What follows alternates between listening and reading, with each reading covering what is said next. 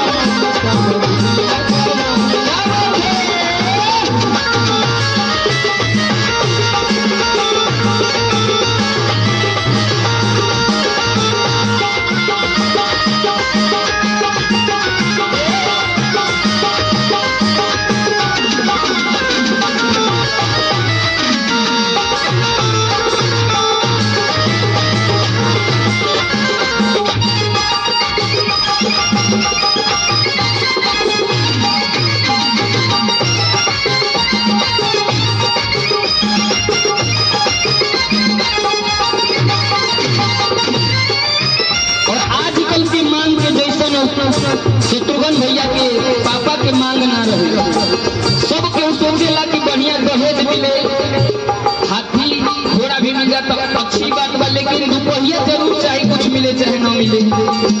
बढ़िया fridge TV cooler AC सब चाहिए, लेकिन शत्रुघ्न भैया के पापा कह रहे बड़े ना चाहिए कूलर ना चाहिए टीवी, पढ़ल लिखल रहे बबुआ के बीवी। ना चाहिए कूलर ना चाहिए टीवी, पढ़ल लिखल रहे बबुआ के बीवी।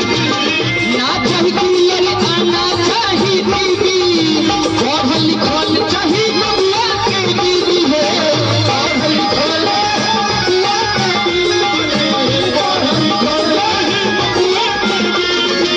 और आगे का कहता है उनके रूप रूपवान चाहिए, उनके रूप रूपवान चाहिए, उनके गुण गुणवान चाहिए, उनके गुण गुणवान चाहिए। सुना अगुआ महान बाबे की आगमन समाज दिया जवान। अगुआ महान बाबे की आगमन समाज दिया जवान।